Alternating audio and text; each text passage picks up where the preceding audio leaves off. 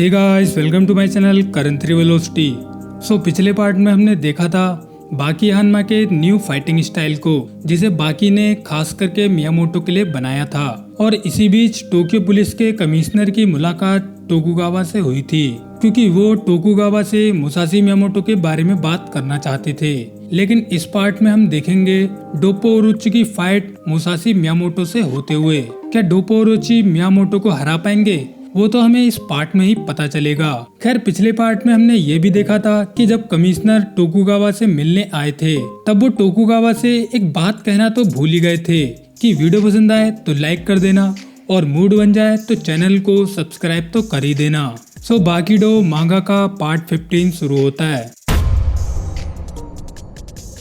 हम देखते हैं टोकुगावा डोप्पो ओरोची से कहते हैं, ऐसी क्या बात हो गई जिसकी वजह से तुम्हें यहाँ पर आना पड़ा। जिस पर डोप्पो ओरोची टोकुगावा से कहते हैं, पूरे जापान में तुम अकेले एक आदमी हो जिसने ताकतवर लोगों पर अपनी पकड़ बना रखी है, और तुम वही आदमी हो जो कि अंडरग्राउंड फाइटिंग कराता है। तो अगर कोई ताकतवर आदमी जापान में दिखाई देता है तो उसमें तुम्हारा कनेक्शन भी जरूर होता है। मैंने जिस आदमी को टीवी में देखा था वो कोई कराटे यूज नहीं कर रहा था, वो कुछ उससे भी ज्यादा खतरनाक है।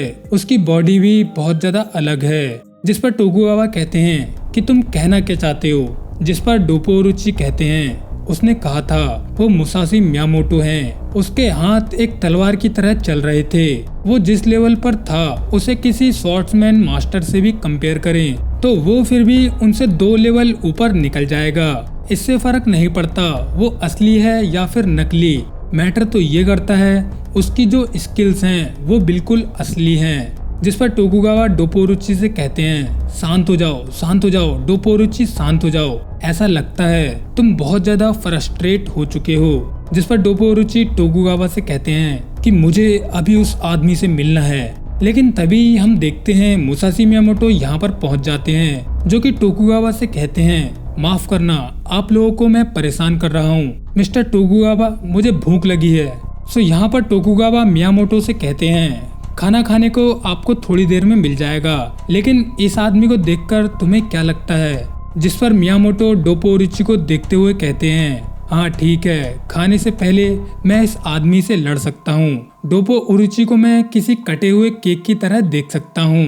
जिस पर डोप्पो ओरोची कहते हैं, मुझे भी लड़ने में कोई परेशानी नहीं है। मैं तो तुम्हारी शक्ल देखकर ही बहुत खुश हूँ, क्योंकि मैं तुमसे यहाँ पर सिर्फ मिलने के लिए आया था। शायद मैंने तुम्हारे बारे में कुछ ज्यादा ही सोच लिया। मुझे लगता है तुम उतने भी ताकतवर नहीं हो जितना कि मैंने सोचा था। जिस पर मियामोटो यहाँ पर बताते हैं कि जब मैं इस कमरे में आया था तब मैंने मिस्टर डोप्पो को पूरे 4 बार काटने की कोशिश की, लेकिन उन्होंने मेरे सभी बारों को साइड में कर दिया।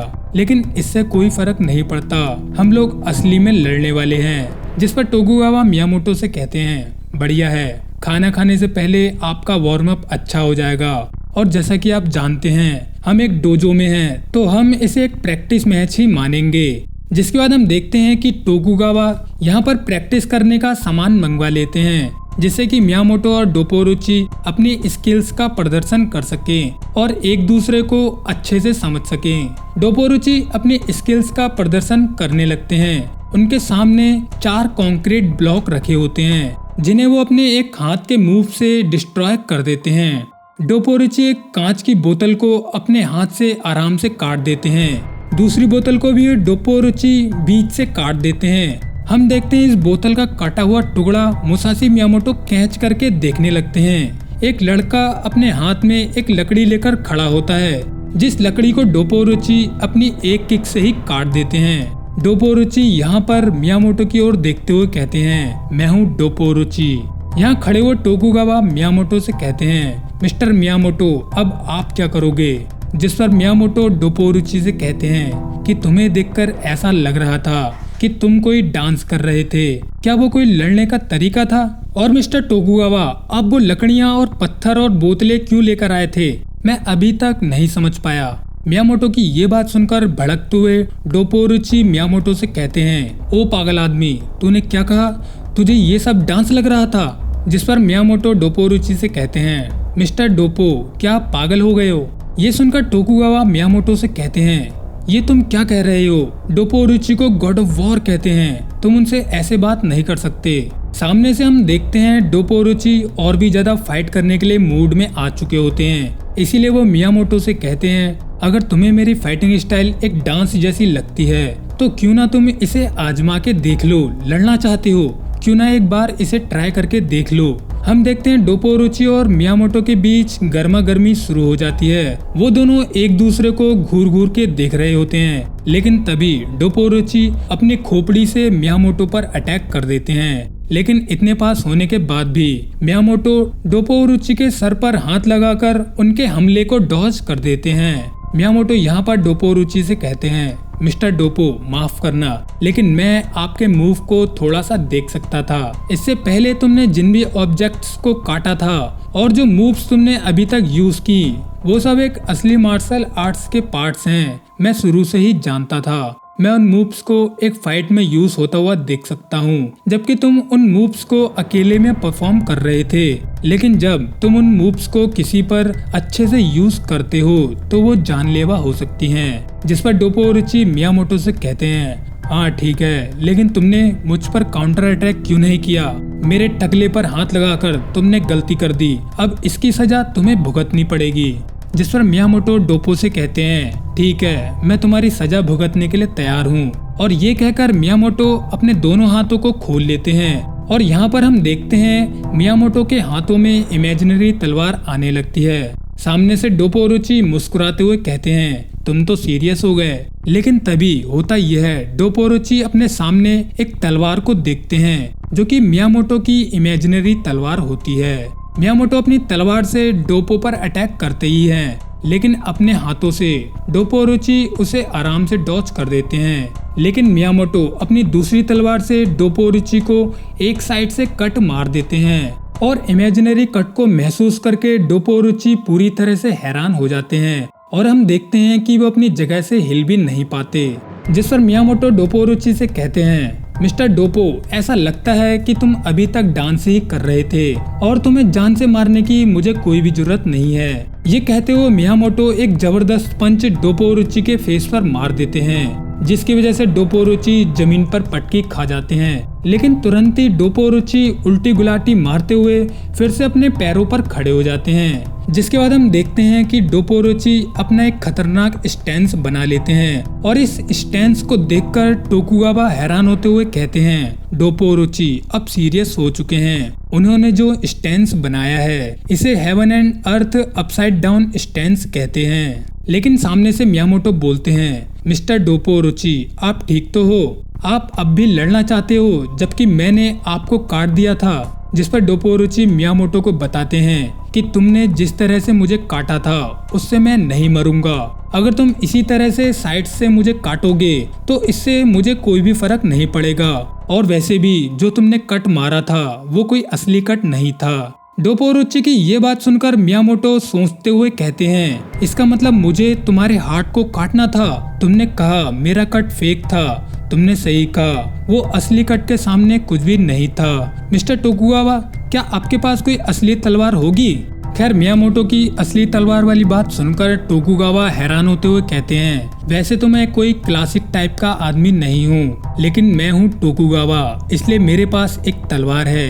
एक ऐसी तलवार जिन्हें कुछ ही लोगों ने देखा है। ये एक नेशनल खजाना है, इसे कुनितारो कहते हैं। मियामोटो जब इस तलवार को निकाल कर देखते हैं तब उन्हें एक काफी शानदार कटाना दिखाई देती है, जिसे देखकर मियामोटो कहते हैं, ये एक अच्छी कटाना है, इससे काम चल जाएगा। मिस्टर डोपोरुची माफ करना, आपको वेट करना पड़ा।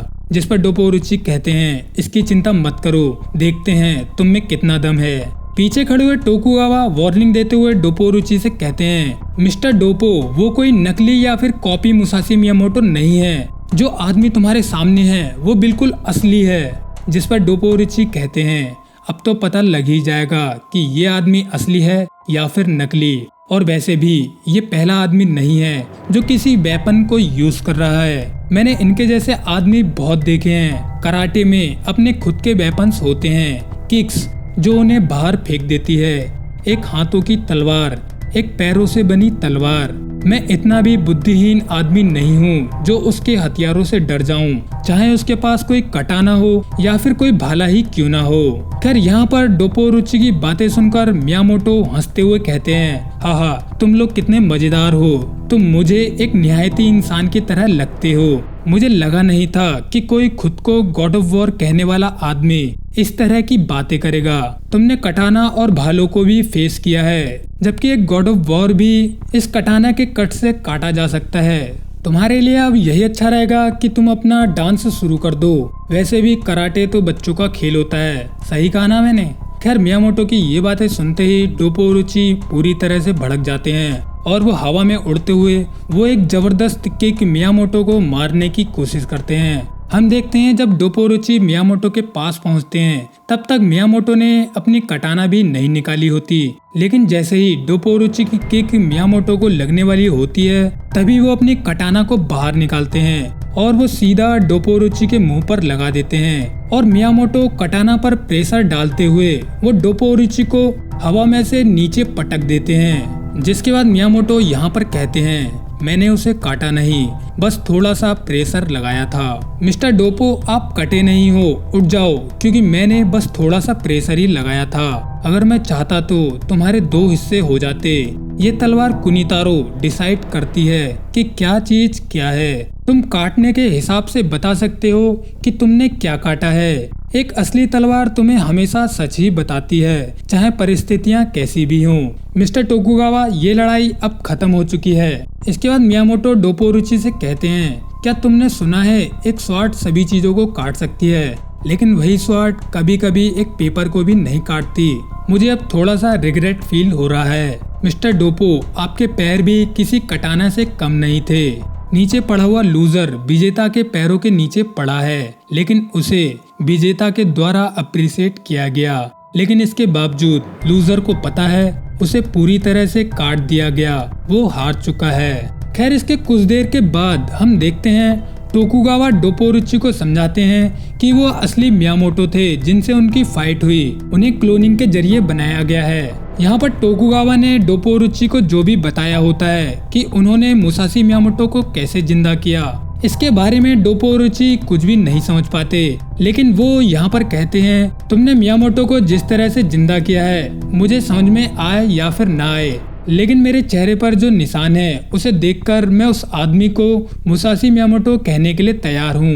मैं बुरी तरह से हार गया, मैं एक लड़ाई एक मैच हार गया, लेकिन इतनी ज्यादा खुशी मुझे हारने के बाद आज तक नहीं हुई थी। एक असली तलवार जो किसी भी चीज को काट सकती है, लेकिन उस तलवार ने मुझे नहीं काटा। मैं जिस तरह से हारा वो कोई नॉर्मल हार नहीं थी। मेरी वॉरियर प्राइड बहुत बुरी तरह से हर्ट हो चुकी है। ये चीज मेरे लिए कटने से ज्यादा निराश करने वाली है। खैर इसके बाद हम देखते हैं कि डोपोरुची एक बुक के बारे में बताते हैं जिन्हें मुसाशी मियामोटो ने ही लिखा था, जिस बुक का नाम है द बुक ऑफ 5 रिंग्स। डोपोरुची इस बुक के बारे में कहते हैं कि मैं इस बुक को समय समय पर पढ़ता रहता हूँ, लेकिन मैं इस बुक के शब्दों के असलियत को आज तक नहीं जान पाया, पर जिसने भी इस बुक को लिखा था वो एक ताकतवर इंसान था। खैर टोकुगावा यहाँ पर डोपोरुची से कहते हैं, क्या अब भी तुम लड़ाई करना चाहते हो या फिर तुम रिटायर हो जाओगे? खैर यहाँ पर हम देखते हैं कि डोपोरुची टोकुगावा के इस सवाल का जवाब तो नहीं देते, लेकिन वो मुस्कुराते हुए चाय को सुड़कने लगते हैं। खैर यहीं पर बाकीडो मांगा का पार्ट 15 एंड हो जाता है।